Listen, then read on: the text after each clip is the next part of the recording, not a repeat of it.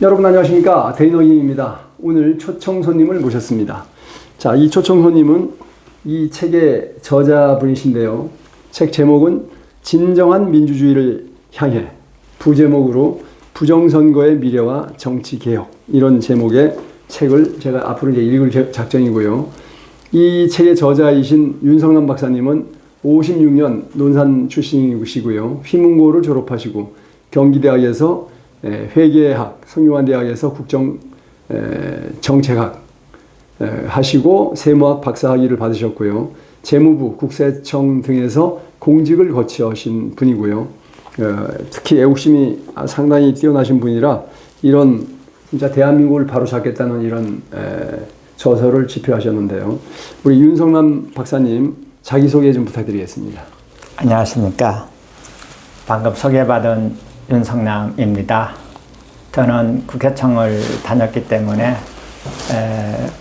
그쪽에서 퇴직을 한 후에 세무사역을 23년을 하고 지금은 나라 걱정에 이런 책을 쓰게 됐습니다. 네. 여러분을 또 만나봐서 반갑습니다. 네, 감사합니다. 저도 사실 상고를 나온 사람인데요. 뭐 세무학도 거기서 또 발전된 단계라고 보는데 이 계산을 정확하게 하기를 좋아하는 사람들은 잘못된 거 틀린 거를 못 견디잖아요. 그런 면이 있습니다. 윤 박사님도 이 나라가 이 투표도 사실 계산인데 그죠? 이게 엉망이 되다 보니까 아마 이런 책을 쓰신 것 같아요. 자, 그리고 오늘 이제 말씀드릴 제목은 이 문건이고요. 지금 나와 있는 이 문건입니다. 자, 부정선거와 대한민국의 미래라는 문건을 하나 작성해 오셨는데요. 자, 이제 마우스를 박사님한테 넘길 테니까 박사님이 이 페이지를 넘기면서 설명을 좀 부탁드리겠습니다. 제가 제목을 부정선거와 대한민국의 미래로 잡은 것은 부정선거를 해서 정권을 장악하는 사람들이 나라를 이끌어갈 수 없다고 하는 것은 기본입니다. 그래서 여러 가지 선거를 살펴보니까 정말로 말로만 듣던 부정선거가 요거구나라는 것을 알게 돼서 여러분들한테 이렇게 발표하기에 이르렀던 것입니다. 자, 지금 보면은 역사 왜곡이 지금 심각해가지고 요즘 역사 전쟁, 그 다음에 또 뭐죠? 이승만 대통령 영화가 2개가 지금 상영돼서 상당히 인기를 끌고 있는데요. 일단은 대한민국의 가장 심각한 게 역사 왜곡과 그 다음에 이 부정선거가 지금 가장 큰 문제지 않습니까? 이런 시국적인 상황에 대해서 간단하게 좀 뭐 다 말씀하실 수는 없겠지만 간단하게 요약해 주십시오. 네. 사실 부정선거를 시행하거나 이득을 보는 자들은 사실은 정직하지 못한 사람들입니다. 그들은 오래전부터 역사 왜곡을 상당히 많이 했는데 잘 아시다시피 이승만 대통령뿐만 아니라 박정희 대통령의 업적 같은 것을 다 지우는 그런 작업을 오랫동안 해왔고, 따라서 이런 부분들이 결국은 부정선거와 연결이 되었던 거고, 또 심지어 탄핵까지도 연결이 됐던 걸로 보시면 될 것입니다. 그래서 이런 세 가지 사안, 다시 말해서 역사 왜곡, 그리고 대통령 탄핵, 그것도 뭐 건실한 탄핵이 아니라 뭐 나쁘게 이상한 표현이 들릴지는 몰라도 사기 탄핵, 그리고 부정선거라고 하는 세 가지 축이 우리나라를 멍들게 하고 있었던 것입니다. 네, 그렇다면은 4.15 총선에 부정선거였다는 건 뭐 국민들이 다 인지하고 있는 상황이지 않습니까? 네. 네, 거기에 대한 뭐 팩트가 뭐 굉장히 많은데 핵심적인 팩트만 하나 말씀해 주십시오. 팩트는 뭐 이 자료를 보면서 말씀을 드리겠습니다. 다음 페이지 넘겨. 거꾸로 되다 보니까 잘 모르겠네요. 네, 거기서 보시면 아시죠. 네. 먼저 그 부정선거의 구체적 사례를 좀 들면은 모든 다음 페이지. 네, 넘기세요. 네. 보면은 더불어민주당과 더불어민주당의 관내 사전투표와 국민의힘당 관내 사전투표의 차이를 우리가 먼저 들 수 있습니다. 여러분도 잘 아시다시피 사전투표나 당일투표에 대해서는 그 차이가 뭐 거의 없어야 그게 원칙적으로 맞는 것입니다. 그런데 2017년도부터 그 제19대 대통령 선거 이런 문제들을 봤을 때, 그리고 마지막에 강서구청장 선거를 봤을 때 모두 사전투표는 더불어민주당이 10% 이상, 심지어는 34%까지 이렇게 차이가 나는 이런 이상한 현상이 있었습니다. 자, 여기 표를 보시면은 본투표하고 그죠? 당일 투표하고 그 사전 투표와 그 13.21% 문재인이 그죠? 네. 그다음에 성장현은 어디 용산구청장 성장현 같은 경우에는 17.43%고 34.78% 17%. 그다음에 권영세는 다르네요. 권영세하고 강태웅은 서로 색깔이 달라요. 이건 뭔가죠? 이게 이제 2020년도 4월 15일에는 강태웅이가 그 사전투표에서 14.32%가 높았고, 권영세는 11.06% 거꾸로 빠져가지고 그 갭이 24.38%입니다. 야, 이렇게 큰 차이가 난다는 것은 모집단이 같은데, 그렇죠. 그건 거의 불가능한 것이 수학자라든지. 이건 뭐 전 세계 평균이지 않습니까, 그죠? 본투표나 이 사전투표나 똑같이 나와야 된다 이거죠. 아주 소수점 미만에선 차이 날 수 있지만, 그죠? 근데 이건 뭐 몇 프로입니까? 13%, 17%, 뭐 24%까지 차이 나니 이건 누가 봐도 부정선거라고 딱 찍어서 얘기할 수 있는 거 아니겠습니까? 그렇게 봐도 무방합니다. 다음 페이지 보겠습니다. 자, 그리고 강서구청장 말씀해 주세요. 강서구청장에도 어떤 그 부정이 있었는가를 이 표를 보면서 말씀을 드립니다. 먼저 선거다 수는 다음 페이지. 그거요. 강서구청장 그 내역을 보게 되면은 선거자 수는 2022년도 바로 1년 전에 그 제8회 지방선거가 있었는데 선거자 수는 50만 4천 명이었었고 투표한 사람은 26만. 그리고 투표자는 20만 830명이었습니다. 이 중에서 이제 그 투표한 그 두 당만을 비교를 했을 때 더불어민주당은 12만 5천 명이 득표를 했고, 국민의힘당은 그때 당시에는 1년 전에는 13만 2천 명이 그 득표를 했습니다. 그런데 2023년도 10월 11일 날 보궐선거가 있었지 않습니까? 그때는 이렇게 비율을 보게 되면 득표표를 보게 되면은 더불어민주당은 13만 7천 표를 얻었고 국민의힘당은 9만 5,492표를 얻었습니다. 무려 14.76%? 그래서 여기를 보게 되면 국민의힘당은 전년도에 비해서 득표 수가 36,588표가 적게 됐는데 잘 아시다시피 국민들은 자기가 선호하는 당을 잘 바꾸지 않습니다. 안 바꾸죠. 그런데 어떻게 1년 만에 이렇게 바뀌냐 이거죠. 이렇게 크게 바뀌었느냐라는 것은, 그래서 이 지역구가 안 바뀌잖아요. 예를 들어서 동작 그러면 뭐 항상 좌파 국회의원 나오는데, 그죠? 뭐 어디 그러면 항상 우파 나오는데 이렇게 나오지 않습니까, 그죠? 근데 여기는 1년 만에 이렇게 3만 명이 뒤집어졌어요. 3만 7천 명이. 이것은 이런 표를 분석해 보면 상식이 안 통하네요. 상식이 안 맞는 것이 일반적으로 나올 수가 있습니다. 그리고 다음에 또 부정선거 내용이 또 나옵니다. 참 여기 보시면은 당일 투표는 그 2022년하고 2023년도하고 비교했을 때 2022년은 15만 7천 명이었었고 2023년도 보궐선거에는 13만 명이기 때문에 그 당일 투표수는 2만 6천 명이 줄어들었습니다. 그런데 그 밑에를 보게 되면 관내 사전투표는 2022년도 6월 1일에는 7만 1천 명이 투표를 했었고 2023년도 1년 후에는 11만 3천 명이 투표를 했습니다.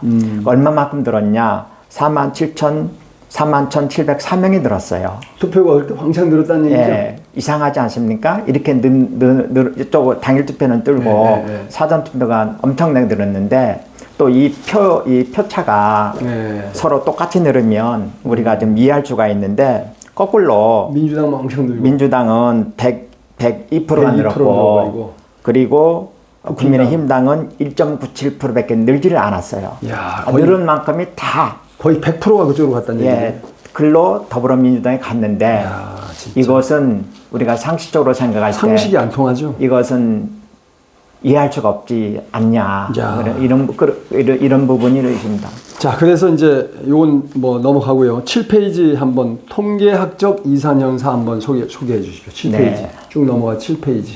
네, 요거 설명해 주십시오. 예. 그리고 4.15 총선에는 더불어민주당하고 미래통합당의 여기 득표율이 나옵니다. 네. 여기는 더불어민주당의 득표율은 관내 사전투표를 대상으로 저희가 검토를 한 건데 여기 보면은 123만 8천. 예, 8천 명이고 예. 이게 이제 득표 점유비가 63. 이게 이른바 63대 36이네요. 그죠? 네. 이게 황금 비율. 63대 36입니다, 이게. 예, 그렇습니다. 근데 야, 기가 막히네. 같은 지역이 아니라 서울, 인천, 경기가 여기 보면 서울도 63대 36이고 63%대 36%. 인천도 63%대 36%. 경기도도 63%대 36%. 그래서 이게 뭡니까 도대체? 그래서 이런 부분들이 발견이 됐고 참 황당하네요. 예, 이보다 더 중요한 부분이 그 몇 페이지입니까? 6페이지를 한번 6페이지 한번 예. 올라가 보세요. 6페이지 네, 뒤로 올. 네, 이 내용은 아주 중요합니다. 6페이지가 네, 뭐냐면은 당일 투표하고 관내 사전 투표 우리가 맞는 사전 투표에 대해서 투표 시간을 검토를 한 겁니다. 예. 1인 한 사람당 투표하는데 소요되는 시간. 예. 그리고 중앙선거관리위원회에서 공식으로 밝힌 것은 관내 사전 투표는 봉투도 넣어야 되기 때문에 그렇죠. 그게 60초 정도 걸린다고 하고 한 사람당. 예, 1인당 예. 관내 사전 투표는 50초가 걸린다고 그럽니다. 50초. 네. 예. 네. 그런데 정말 이상한 것은 2020년 4.15 총선 때 부천시 신중동에 있는 투표소에 대해서 예. 소요 시간을 계산했다. 계산을 해봤습니다. 예. 당일 투표는 여러 그 투표소가 있었고 그게 27군데가 있었습니다. 예. 27군데가 있었고 그리고 관내 사전 투표는 한 곳 있었습니다. 한 곳. 한 곳. 네. 그러니까 한 곳이기 때문에 계산하기 아주 쉽습니다. 그리고 이것을 어떻게 계산하냐면 투표 시간이 있어요. 그렇죠? 투표 시간은 당일 투표는 그 총 12시간을 하고 오전 6시부터 오후 6시까지니까 12시간. 그렇죠, 그렇죠. 그렇게 하루에 12시간이 12시간이니까. 그리고 관내 사전 투표는 네, 그냥 하시면 됩니다. 예. 관내 사전 투표는 그것도 오후 6시부터 오전 6시부터 오후 6시까지 이틀을 12시간. 합니다. 12시간이니까 24시간이네요. 예, 그래서 곱하기 이틀이니까 곱하기 1을 하면 24시간을 합니다. 예. 근데 24시간을 하기 때문에 한 곳이기 때문에 예, 정확하게 계산상으로 86,000 하루면은 24시간이면 86,400초가 나옵니다. 예. 근데 그때 관내 사전 투표자 수가 18,210명입니다. 그러면 한 사람한테 4.7초 걸렸다. 그래서 86,400초를 가지고 네. 18,210명으로 나누게 되면 4.7초가 나와요. 4.7초. 네. 이거 슈퍼맨이 한 거네요. 그러니까 이것은 우리가 이런 문제를 제기하면은 이걸 해명을 해야 되겠죠. 네. 중앙선관위에서. 근데 해명 안 하죠? 저는 이런 부분들을 다른 사람도 틀림없이 문제를 제기했을 것이라고 보는데 이런 부분들이 이해가 안 되는 거예요. 50초 이상, 60초, 이건 관내 사전 투표는 그렇고. 근데 우리 시청자님들께서 아셔야 할 부분이 관내 사전 투표를 하는 사람 수가 18,210명이라는 얘기지. 네. 거기에는 다른 지역 사람들이 와서 관내 사전 투표를 동시에 하게 됐어요. 그렇죠. 관내 다 포함이죠. 예, 그렇습니다. 그렇다면 저건 관내만 가지고 이렇게 기준으로 분석한 거고 그 사람들까지 더한다면은 18,210명이 아니라 더 많이 더 갈 많을 수 건데 그것은 제외하고 그냥 통계를 단순하게 퉁쳐서 해봐도 예, 그 4.7점은 1, 2, 3, 4, 5 나갔어요 벌써? 그렇습니다. 3 들어왔습니다. 들어오시면은 뭐 절차가 어떻게 되나요? 저는 사실 사전 투표를 해본 적은 없습니다만 네. 제 나름대로 공부를 해보니까 들어가게 되면은 옛날에는 그 전부 다 마스크를 그렇죠. 썼었고 마스크를 다 썼죠. 당시에는 또 코로나 그 코비드 상태가 아주 심각하게 퍼진다는 그러한 강박 관념 때문에 또 장갑을 줬었어요. 비닐 그렇죠. 장갑. 자, 들어왔습니다. 예. 들어왔어요 지금. 비닐 장갑에서 비닐 장갑 정호요? 예. 장갑 낍니다. 예. 열심히. 아마 그것만 해도 그것만 10초 걸려요. 그것만 해도 10초 걸리죠. 4초 훨씬 넘을 겁니다. 그다음 또 뭐 그렇지 않네. 그다음에 이제 자기가 사전 투표를 하게 되면은 신분증을 보여주고 확인하죠. 예, 그리고 리스트 찾아갖고 적죠. 신분증을 제시하면 그 네. 리스트까지는 저는 모르겠어요. 네, 단지 신분증을 받으면은 이분이 등록을 할 거 아닙니까? 대한민국 국민이고 네, 등록하죠. 선거인이라는 것을 확인해야 되기 때문에 등록합니다. 등록. 일단 거기다가 컴퓨터에다가 스캔을 떠요. 스캔을 떠가지고 이제 저장이 됩니다. 저장하고 저장이 되면서 투표지가 발급이 되는 그렇죠, 거죠. 그렇죠. 그런데 이런 것들이 어떻게 사람들이 한꺼번에 할 수도 없는 걸 거고 들어오면 순차적으로 하는 것인데 어떻게 4.7초에 이게 가능한 거예요? 그럼 받아가지고 기표소에 가서 기표 찍어가지고 다시 나오죠? 뭐 이건 말로 하지만 실제 훨씬 더 걸리죠, 그죠? 어쨌든 그게 그 선거관리위원회에서는 나와가지고 10초 정도 걸린다. 나와가지고 다시 봉투에 집어넣잖아요. 그렇습니다. 나는 해봤어요. 관내 사전 투표가 난 봉투에 집어넣는 거고 관내 사전 투표는 봉투에 집어넣지 않고 그냥 투표함에다가 그렇죠. 집어넣기 때문에 관내 사전 투표는 50초 걸리고. 자, 그렇게 해서 지금 해보니 말로 하는데도 1분 22초 보이시나요? 말로 하는데도 1분 27초 들어 걸렸어요. 근데 이거를 그냥 실제 액션으로 하는데 4.7초? 이거는 그냥 슈퍼맨이 한 거예요. 그렇습니다. 컴퓨터 입력해서 뚜룩 해서 그냥 끝나면 4.7초 걸리죠. 아니, 이 가면은 제일 먼저 신분증 냅니다. 신분증 내면 스캔을 해요. 그래서 이 사람이 진짜 대한민국 국민인지를 컴퓨터로 확인한 다음에 컴퓨터로 확인된 상태에서 이 사람에 대한 이 QR코드가 찍히고 투표용지가 나오는 거예요. 그럼 그거를 기표소를 걸어가서 찍어가지고 다시 걸어 나오죠. 그래서 여기 투표함에다 집어넣고 또 관내일 경우에는 봉투를 받아서 봉투에 집어넣어가지고 이 봉인자까지 하거든요. 근데 4.7초에 한다. 이거는 사람이 컴퓨터라면 가능할지도 몰라요. 사람은 사람이거든요. 그 중에 똑똑한 젊은 애들, 빠른 애들도 있지만 보통 노인 애들도 계시잖아요. 그리고 표 4번을 보시게 되면 강서구청장 사례를 한번 볼게요. 당일 투표를 할 때는 135 한 군데가 있었어요. 그래서 그때 당일 투표는 시간상 하루였고 이게 오후 8시까지 됐기 때문에 14시간이었습니다. 14시간이었죠. 그래서 14시간 곱하기 130 한 곳이기 때문에 전부 다 곱하게 되면 총 소요된 그 시간이 나오죠. 그렇죠. 그래서 660만 2,400초가 생겼는데 이렇게 시간은 그렇고 투표자 수는 얼마냐? 사전 투표자 수를 세게 되면은 13만 351명이니까 이걸 가지고 총 660만 2,400초를 13만 351명으로 나누게 되면은 그러니까 50.6초가 50초. 50.6초. 그래서 50.6초가 되는 것은 선관위에서 50초 걸린다는 거하고 딱 들어맞는 거예요. 그건 맞네, 대충. 이건 맞을 수가 있는 거예요. 왜? 시간이 일단 맞으니까, 물리적으로. 그런데 관내 사전투표를 보시죠. 그 관내 사전투표는 또 투표소가 20개가 있었습니다. 그래서 이것을 또 이틀을 했었기 때문에 24간입니다. 그래서 86,400초 곱하기 20곳이니까 총 그 소요 시간은 172만 8천 초가 들어간 겁니다. 이렇게 총 소요 시간이 발생이 됩니다. 나누니까 15.2초. 그래서 이것을 또 관내 사전 투표자 수를 11만 3,313명이 투표를 했으니까 이걸 또 나눠보면 그렇죠. 15.2초.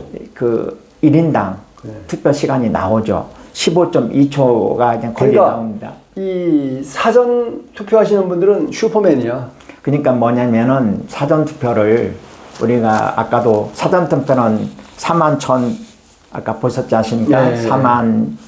다시 한번 41,703명이 늘었고 네. 당일 투표사는 오히려 26,000명이 줄었는데 앞뒤가 좀 안 맞는 거예요. 전혀 안 맞죠. 네, 그러니까 사전 투표가 자, 사실은 저는 저도 투표를 만만치 않게 해본 사람인데 1분도 참 빡셉니다, 실제로. 가서 해보면요. 그리고 또 거기서 이렇게 우리처럼 잘하는 사람도 있지만 연세 드셔가지고 좀 여러 번 물어보고 이런 분도 많아요. 하지만 1분도 진짜 굉장히 빡빡한 건데 아니 15.2초, 4.7초 이게 가능한 얘기예요. 그러니까 저것은 도저히 저런 이거 투표하지 않고요. 그냥 이거 컴퓨터로다가 왔다 들어갔다 투표했다 나갔다 이렇게 해도 4.7초 걸리죠. 사람이 진짜 안 하고 해도 4.7초 걸린다니까요. 지금 어쨌든 이거는 표 3번에서는 4.7초로 나오고 강서구청장 이번 보궐선거에서는 15.2초가 나오는데 이것은 말이 안 되는 투표 시간이죠. 예, 이 시간이 많으니까 저 많이 가니까 넘어가서 8페이지 한번 보겠습니다. 8페이지 제가 이 마우스를 할게요. 네. 8페이지로 넘어가 보면은 여기 앱손 롤 프린터가 나오죠. 네. 투표 용지 찍어지는 거예요. 그 앱손 프린터기가 뭐냐면 우리가 이제 그 사전 투표를 할 때 신분증을 제시하고 그럼 스캔을 뜬 다음에 그런 다음에 후속 절차로 나오는 것이 투표 용지가 찍어져 나오죠. 용지가 나옵니다. 이렇게 투표 용지가 나오는데도 시간이 걸릴 겁니다. 당연히 나오죠. 예, 그렇게 해가지고 투표지가 교비되는데 제가 투표 이런 앱솔 프린터를 여기다가 설명을 드린 이유는 4.15 총선에 대해서 139군데가 부정선거에 관한 이번에 선거 소송이 있었습니다. 네, 소송 걸린 데죠. 예, 그런데 이것은 앱선 롤 프린터기에 의해서 프린터기에서 나오는 투표용지인데 다음에 뒷장에서 나오는 거 마찬가지처럼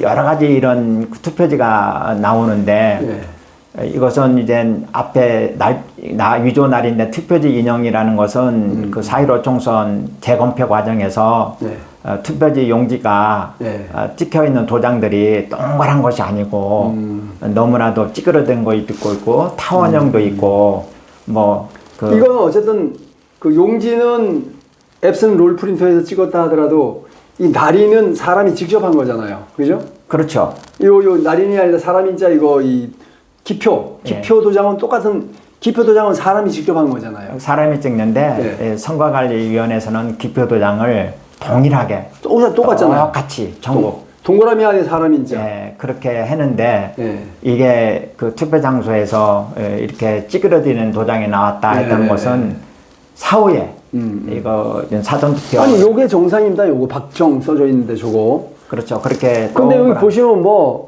이게 별도 있고 달도 있고 별거 다 있어요. 여기 봐, 큰 대자도 있고 확 미는 것도 있고 이게 진짜 누가 봐도 이런 이거 뭡니까? 이 도장 쓰는 데 있나요? 이런 거 윗상자가 써져 있 분명히 윗상자. 도잡한 이 기표 흔적. 도장이 날인됐다는 것도 이것은 말이 안 되는 것이지만 아까 그 프린터기를 제가 설명드린 이유는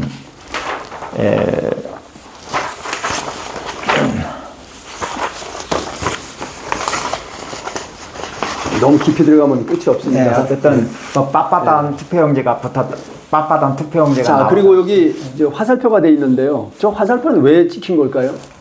이 부분에 대해서는 이건 화살표 투표지라고 사람들이 표시하는데 가까이 오세요. 저게 소위 말해서 프린터기에서 아까 같은 게 나오게 되면은 저게 저런 것이 나타날 수가 없어요. 저긴 인쇄업자의 설명을 들으면은 저기 근데 그런 부분들이 놀 집어넣는 방향을 알려주는 거잖아요, 그죠? 그런데 어쨌든 저런 부분들이 프린터하는 과정에서 그냥 인쇄소에서 프린트하는 과정에서 저것이 찍혔다. 쉽게 말하면은 이 앱슨 프린터는 흑백이잖아요, 그죠? 흑백 프린터입니다. 프린터 자체가 흑백 프린터예요. 앱슨 롤 프린터는. 예, 그렇겠죠. 아니요, 확실해요. 제가 알아요. 근데 앱슨 롤 프린터에서 빨간 저 컬러가 찍어졌어요. 칼라용으로 나왔던 것은 저 프린터에서 나오지 않은 용지라는 거죠. 그렇죠. 예. 기가 막히네요. 기가 막힌 일이죠. 예. 자, 진도를 다시 나가겠습니다. 참, 그 다음 페이지, 이건 너무 복잡한 거니까. 네. 그 다음에 저기 10페이지 좀 설명해 주세요. 그러면 우리가 뭐 그 투표지를 보게 되면은 뭐 아까 같이 빳빳한 그런 투표지도 나왔었고 이조 날인된 투표지도 나오고 또 이제 붙어 있는 것도 나오고 붙어 있는 것은 아마 그게 본드가 붙어서 전표입니다. 전표. 전표처럼 만들어졌던 것이 뗀 거죠. 그렇게 하다 보니까 이게 우리가 여기는 앱슨 롤 그런 프린터기에서 나온 것이 아니라 전표가 인쇄가 되지 않지 않습니까? 외부에서 이렇게 갑자기 만들어 가지고 집어넣어 버렸다. 그 사전 투표 함에다가 막 집어넣다 보니까 이런 이상한 투표지가 발견이 된 거였죠. 예. 자, 그다음 10페이지에 보면은 10페이지는 좀 넘겨 보세요. 저쪽은 또 저는 이게 10페이지니까 아니, 이게 10페이지예요. 아, 그렇군요. 아, 이게 또 그러네. 저것은 뭐냐면은 이 파란 용지가 붙어 있는 것은 봉인지입니다. 그리고 밑에는 이게 행랑식으로 돼 가지고 헝겊이죠. 이게 헝겊으로 됐는데 투표함이라는 것은 적어도 철제라든지 알루미늄으로 만들어서 단단하게 되는데 저렇게 만들어 가지고 이제 투표함이라고 그래요. 그런데 저게 뭐냐면은 플라스틱에다가 테이프를 붙이게 되면 떴다 붙였다 하도 표시가 안 나요. 그런 식으로 만들어 놓은 투표함이다라는 부분들을 설명을 드리는 거고, 이게 저는 것도 규격에 맞지 않는다 이렇게 제가 말씀을 드리고. 자, 그다음에 11페이지. 11페이지가 이제 이른바 뭐 표분류기, 그죠? 예. 얘들이 말하는 표분류기, 우리가 말하는 전자개표기죠. 그렇습니다. 예. 자, 여기 설명을 보니까 대규모 전국 단위 선거에서는 법적으로는 전자개표기를 사용할 수가 없어서 선관위 측은 전자투표지 분류기라고 한다 이렇게 돼 있는 얘기죠. 네. 얘도 써와서 이렇게 투표지 분류기라고. 예, 이것은 전자개표기라고 한 것은 우리 그 부정선거를 주장하는 학자들이나 우리 일반 국민들이 이렇게 이것을 국민들한테 알려주기 위해서 전자개표기라고 명명을 한 것이고, 사실은 어떻게 보면 전자개표기죠. 개표기죠. 근데 전자개표기는 아시다시피 이번에 대만에서도 투표를 할 때 완전 수개표를 하지 않았습니까? 그리고 독일 같은 데에서는 이런 전자개표기를 사용 못하도록 엄격하게 돼 있어가지고 전혀 사용할 수 있는데, 우리나라는 이 전자개표를 아니 제가 이 사용했던 것입니다. 개표 뭡니까? 개표 참관인으로 가가지고요 막 분류가 돼요. 그래서 분류가 돼서 100개씩 묶여요. 묶여가지고 제가 그러면 이거 확인해 봅시다. 그러니까 손을 못 대게 하더라고요. 아, 그랬어요? 그럼 제가 직접 아마 그랬을 겁니다. 그러면은 표 분류기였다면 표가 분류 잘못돼 있을 때니까 있을 수도 있으니까 그러면 이 참관인으로 갔으면 참관인이 보게 해줘야 되잖아요. 그 중에 잘못된 표가 껴있는지 안 껴있는지 표는 손대지 마십시오. 보기만 하십시오. 이렇게 얘기했거든요. 아, 그렇군요. 그래서 동영상을 찍었는데 요즘 스마트폰이 굉장히 좋아요. 그 프레임 레이트라 가지고 찍으면은 엄청난 빠른 속도로 찍어집니다. 그래서 아무리 빨리 해도요 찍어가지고 천천히 플레이하면 나오거든요. 천천히 플레이해서 그 중에 엉뚱한 표가 몇 %, 들어갔다는 게 이미 동영상으로 확인됐거든요. 우리가 전자개표기니까 돈 세는 것처럼 아마 수량을 정확하게 세는 수는 맞을 것처럼 거예요. 판단해서는 안 됩니다. 수는 맞을 겁니다. 근데 그 중에서 자기들이 원하는 표를 하나씩 끼워 넣을 수도 있고 하나씩 뺄 수도 있죠. 그 부분은 제가 아는 바를 설명을 드리면은 전자개표기를 일단 집어넣는데 그 1번 후보자, 2번 후보자가 사실대로 딱 정확하게 분류돼서 나오면은 뭐 그것을 탓할 필요까지는 없죠. 근데 이제 그걸 이제 그런데 네. 사실 그 투표지가 나온 결과물을 가지고 다시 이렇게 재검표라든지 다시 한번 검토를 해보게 되면은 2번 투표지가 일본으로 가 있다든지 네. 그런 것들은 표를 조작하는 행위라고 보시면 됩니다. 그래서 그걸 확인해 보자 그랬더니 표에는 손대지 마세요. 그러면 참관인 왜 불렀죠? 참관인의 역할이 없는 거죠. 없는 거죠. 네, 그렇게 해서. 그래서 할 수 없이 우리 참관인들이 스마트폰을 찍어가지고 그걸 천천히 슬로우 플레이를 해봤더니 가운데 끼어 들어가더라 이거예요. 그게 네. 그거 이미 다 증명된 거지 네, 않습니까? 그건 뭐 많은 국민들이 알고 있죠. 예, 예. 그게 중요한 그만큼 겁니다. 전자개표기를 이용해 가지고 표를 남의 것을 뺏어오는, 그렇죠. 표 훔쳐오는 그렇죠. 그런 작업을 한 걸로 봐도 무방할 것입니다. 그렇게 우리가 보이는 사실 거죠. 또 이런 부분들이 청양 부여지구의 정진석 의원님 후보가 했을 때도 원래 그렇죠. 분류기가 예. 잘못돼서 세웠잖아요. 다시 한번 돌려봤더니 다시 그 후보가 뒤바뀌어 가지고 그래서 그렇게 된 정진석 의원이야말로 우리 이 참관인들이 강하게 이 항의해서 항의해가지고, 당선된 사람이에요. 안 그러면 떨어졌죠. 것입니다. 그렇습니다. 네. 그때 그런 부분들이 전부 다 대한민국의 개표 참관인들이 가서 다시 한번 해보자라고 했을 때는 그런 현상이 상당히 많이 있었을 것이라고 판단이 되죠. 자, 그 다음에 13페이지 결론 및 대책을 좀 말씀해 주십시오. 그래서 제가 제목도 말씀드렸다시피 부정선거가 있으면 대한민국은 희망이 없습니다. 왜 이렇게 거짓말로 권력을 탐하거나 그런 분들이 우리 국정을 맡긴다고 하는 것이 좀 정말 창피한 일이기도 하고 그런 분들한테 우리의 미래를 맡길 수 없기 때문에 제가 부정선거로 인해서는 도저히 대한민국이 잘 나갈 수가 없다 이런 부분을 말씀드렸던 거고 그렇기 때문에 부정선거는 과거는 뭐 또 그런 것을 찾아서 처벌해야 할 일이지만 다시 이번에 실시되는 22대 그 총선에서는 절대 그런 일이 없으면 안 된다 저는 이런 생각입니다. 그런데 우리가 여기서 눈여겨보아야 할 사안은 그 2023년도 10월 11일자에 강서구청장 보궐선거가 있었는데 아까 제가 설명을 드렸습니다만은 사전투표에서 그렇게 15.2초에 이렇게 했고 사전투표가 엄청나게 뭐 41,704표인가 늘었지 않습니까?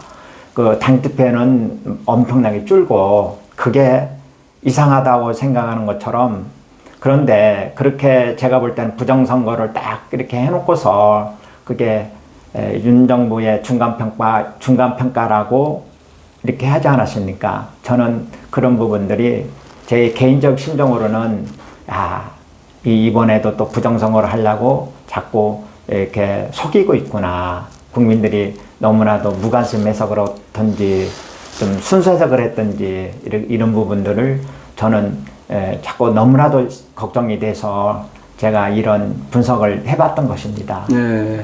근데 자유민주주의의 기본이 국민에게서 권력이 나온다. 그리고 공산주의 국가는 권력은 총국에서 나온다. 이거 아닙니까? 그죠? 네. 그런데 국민들이 주권 행사를 하는데 주권을 조작해버린다. 뒤집어버린다.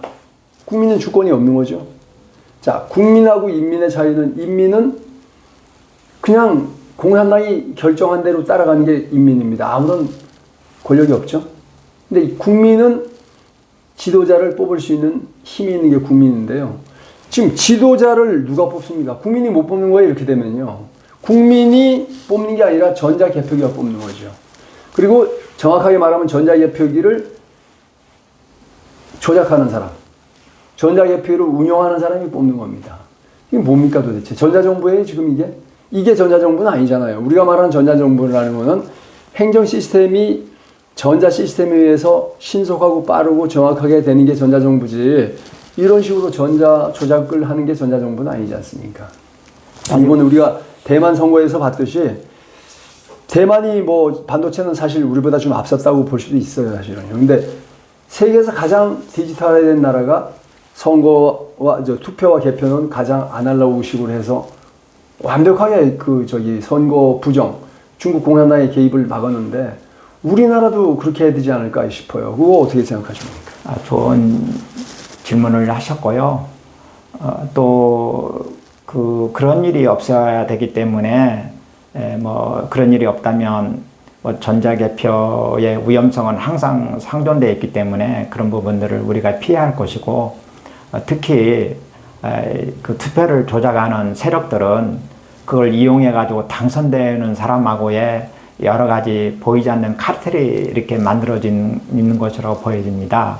그래서 우리나라도 좀 그 선거제도가 확실하게 정립될 때까지는 완벽한 수개표, 그리고 또 사전투표는 또 투표하고 개표할 때까지의 시간이 한 5일 정도 여유가 있어요. 그 사이에 아까 같이 그 인쇄소에서 대량으로 투표한 것, 다시 말해서 사전투표지는 인쇄를 많이 하게 가지고 여분 용지를 가지고 또 도장을 찍어 가지고 집어넣을 수도 있고, 또 경우에 따라서는 그것도 그 도장을 찍어서 집어넣는 것도 좀 어려울 수도 있으니까 그냥 아까 같이 이상한 도장을 찍어 가지고 집어넣는 것이 나왔는데도 불구하고 대법원에서는 이게 뭐 증거가 없다라든지. 대법원에서는 이 소를 제기한 사람 당신이 증거를 제시해라. 당신이 증거를 제시하지 못했으니까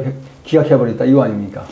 대법원에서는 일반적으로 아니 이 공직선거법은 1심이에요. 대법원에서 한 번에 끝나버리는 거죠. 네, 더 이상 그렇습니다. 없죠. 예. 그런데 여기에서 우리가 민사소송에 있어서의 그 소를 청구를 하게 되면은 원고가 그걸 증명하는 것이 일반적입니다. 그런데 이런 그 선거소송은 소위 투표관리를 중앙선거관리위원회에서 하기 때문에 국민들이 이 부분에서 문제를 제기하게 되면, 이상한 투표지가 발견되면 이 부분에 대해서 왜 이런 투표지가 국민들이 집어넣었다고 생각되면 그것도 이상한 투표지니까 안 되겠다 이렇게 해가지고 다시 한번 선거의 공정성을 한번 살펴봐야 되지만, 적어도 위험이 이런 부분들 한두 군데 아니라 130여 군데 됐으면 공정하게 하기 위해서 검찰에다가 또 수사 의뢰를 해서 그걸 밝혀야 되지, 우리 같은 국민들이 문제가 있다고 제기하면 그걸 증거를 못 대고 증거를 네가 대라 이거 아니에요. 범인을 못 잡는다고 네. 하는 것이 이게 말이 되는가 하는 점에서는 일반 민사소송하고 다르기 때문에 그 투표관리의 엄중성 때문에 그건 중앙선거관리위원회에서 또는 검찰의 수사 의뢰를 하면은 밝혀질 일을 뭐 수사 의뢰 안 하지 않습니까? 수사 의뢰도 않고 좀 그렇게 왔었던 것입니다. 이제 시간이 한 40분 돼서 결론을 내야 되는 네. 시간인데요. 저는 그렇게 생각합니다. 이 국민들이 적극적인 이 정치 참여 의사가 없는 사람 투표 안 해도 된다고 생각해요. 구태여하기 싫은 사람을 그냥 시간을 많이 줘갖고 사전투표, 그 다음에 부재자 선거 이거 해야 됩니까? 대만은 사전투표 부재자 선거 없습니다. 당일 투표만을 유일하게 투표하는 방법으로 하고요. 그리고 투표함을 옮기지 않아요. 투표한 자리에서 그대로 그냥 까버립니다. 투표한 자리에서 뭐 국민 누구나 와서 이렇게 참관할 수 있고요. 그 자리에서 하나하나 다 호칭을 부르면서 발을정자 써가면서 그 자리에서 동영상 찍고 사진 찍어가지고 개표 딱 해버려가지고 그것이 중앙선거관리위원회로 데이터로 전송되고, 그리고 그 개표된 결과는 각 투표소마다 게시를 해버리지 않습니까? 부정선거 어떻게 할 거예요? 전혀 할 수가 없어요. 그러니까 우리나라에 뭐 국민들 참정권이 있으니까 누구나 참정해라. 그래서 뭐 선원으로 돼 있는 사람 외국 가서도 하고, 배 타고 있는 사람 배에서도 하고, 선상투표도 하고, 외국에 가 있는 사람 미국에서도 해가지고 보내고, 이게 과연 효과가 있을까요? 그 부분에 대해서 제가 우리 시청자 여러분에게 말씀을 드리고 싶은 것은, 원래 사전투표는 과거로 치면은 그게 부재자 투표였습니다. 부재자 투표라는 것은 선원이라든지 환자, 군인, 그리고 뭐 그 죄수 이런 분들이 일반적인 그 투표를 할 수가 없어서 영내에서 한다든지 또는 병원에서 한다든지 뭐 특정한 장소를 정해줘 가지고 이틀을 두도록 되어 있어요. 그런데 그때 부재자 투표는 아주 제한적이었었죠. 그 투표 대상자를. 그런데 이 부재자 투표를 사전 투표라는 용어로 바꾸면서 선거인 누구는 어디서든지 이렇게 투표를 해도 된다라고 확장을 시켜버렸어요. 그러니까 서울 사람이 부산에 출장가 있으면 부산에서 가서 하면 된다 이 얘기 그렇습니다. 아닙니까? 그런데 여기에는 나쁜 의도가 숨어 있는 거죠. 왜냐하면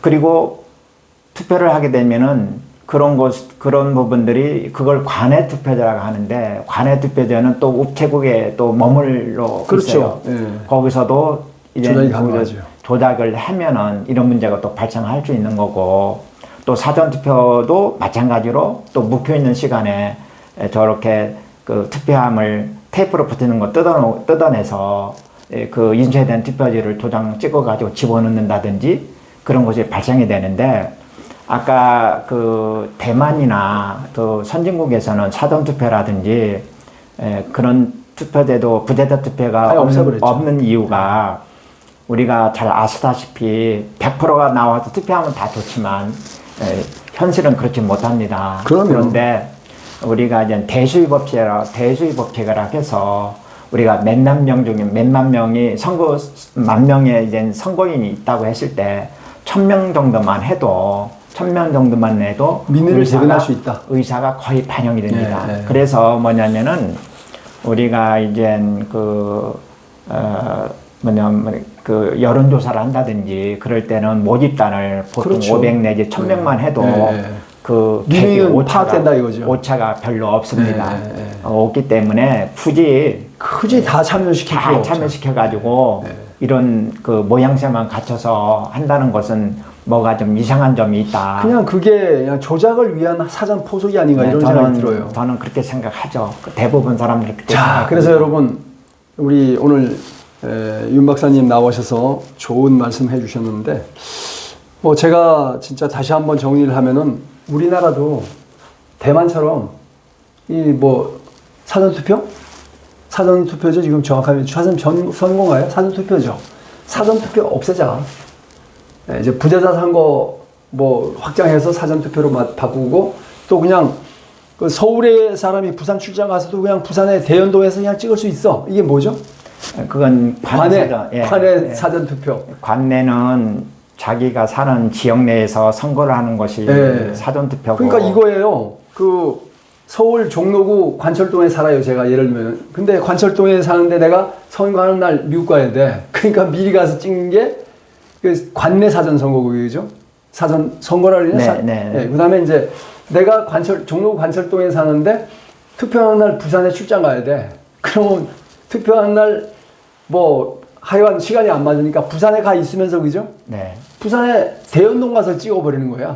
이게 관외 사전 투표잖아요. 그런데 문제는 그 투표를 했을 경우에 그 선거인에 대한 명부가 없다는 거예요.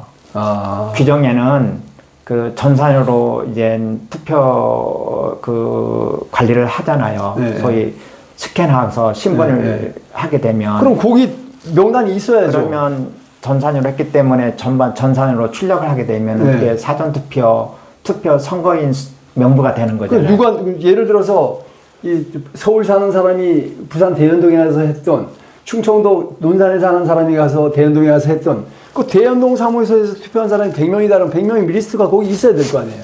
그래서 전산은 결국은 그 양반이 주소지가 그 투표 장소는 다른 데 있을 수 있어도 주소는 그쪽 그 자기가 선거인 투표니까 그 사람들을 이렇게 전산으로 출력하게 되면은 전부 다 그것을 나와야 될 거 아닙니까? 나와야죠. 근데 그것을 당연히 나오는 것이고 그걸 선거인 명부라고 하는데 선거인 명부. 그런 것들을 중앙선거관리위원회에서는 안 만들어놨다고 해서 선거인 명부가 없다라고 하죠. 어쨌든 이번 4월 10일 총선에도 그거 안 할 거 아닙니까? 4월 10일에는 여야가 그 부분에 대해서는 야당은 지금 더불어민주당은 적극적으로 사전투표는 당신네들이 계속 이겨왔으니까 폐지를 적극적으로 반대를 하고 절대 있는 거고. 안 해요, 얘들은. 더불어 국민의힘당은 그 부분에 대해서는 법이 그러니까 어쨌든 사전투표라는 제도가 있으니까 그 부분까지는 뭐 그 선거라는 것은 여야가 합의를 해야 하는 겁니다만은 법이 그러니까 그런 것은 뭐 어쩔 수 없다고 생각은 하고 있습니다만 한편으로는 그러면 그 사전투표 용지 그 자체에다가 거기 보면은 사전투표 관리관이라고 하는 개인 도장을 찍도록 돼 있어요. 그러니까 예를 들어가지고 그럼 내가 이제 이 종로 관철동에 사는데 부산에 출장 갔어요. 네. 부산 대연동에서 투표를 했단 말입니다. 네, 네. 투표하더라도 대연동에 선거관리관이 있을 거 아니에요. 네, 있습니다. 그 도장 찍어야 되는데 지금 안 찍는 거잖아요. 아니 도장을 규정은 찍도록 되어 있는데 네. 그것을 어떻게 하냐면은 일괄 인쇄를 해가지고 예. 인쇄를 하다 보면은 더 많이 투표 용지를 발행할 수 있을 거 아니에요. 교부가 될 수 있지 않습니까? 그걸 가지고 장난칠 수가 있다는 거고. 아니 그러니까 어쨌든 지금 현재 네. 예를 들어서 대연동 그 투표관리관이 도장 안 찍죠. 규정은 찍도록 되어 있고 그냥 그- 인쇄 날인에서 그 사용. 인쇄로 해버리는 거잖아요. 네, 인쇄 날인에 사용. 여러분 인쇄가 도장입니까? 인쇄는 도장이 아니에요. 그냥 인쇄예요, 인쇄. 이런 불합리한 점이 있다는 거. 그리고 이거를 그 한동훈 비상대책위원장이 2번 얘기했어요, 분명히. 세 번 근데- 정도 네, 얘기했어요. 근데 더 이상 얘기 안 해요. 그냥 넘어간 거예요.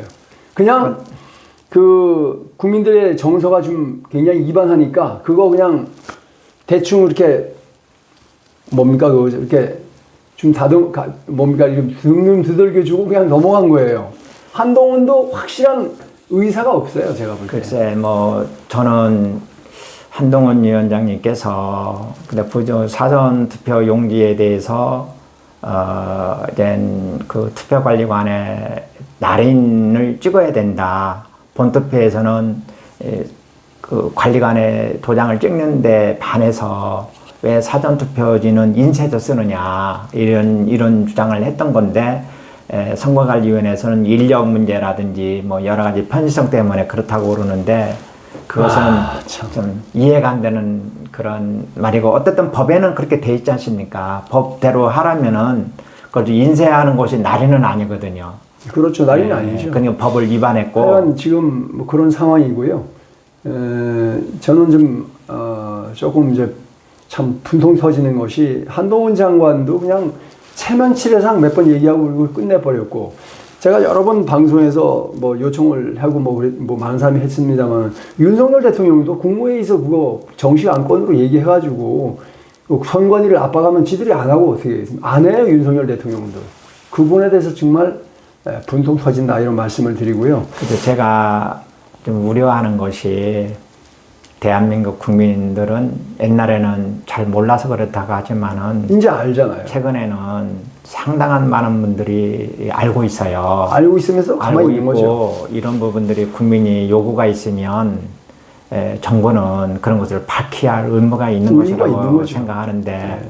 이 부분에 대해서 안 밝히니까 속이 많이 상해 있고 오히려 그렇게 등을 돌리는 그런 국민들이 많이 있다는 점을 인식을 해야 될 것이라고 저는 생각합니다.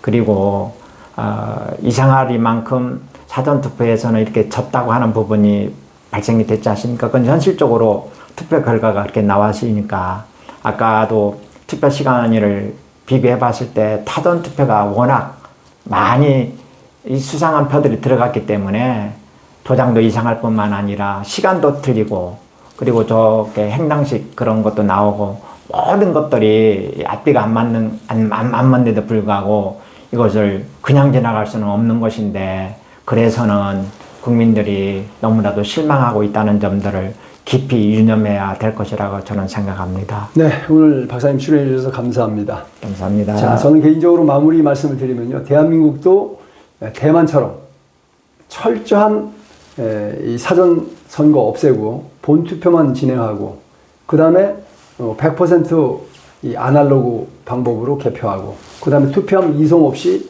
투표한 자리에서 바로 개표하는 그런 시스템을 만들어야 되겠다 이런 생각을 해봤습니다. 자, 오늘 박사님 출연해 주셔서 대단히 감사합니다. 고맙습니다. 감사합니다.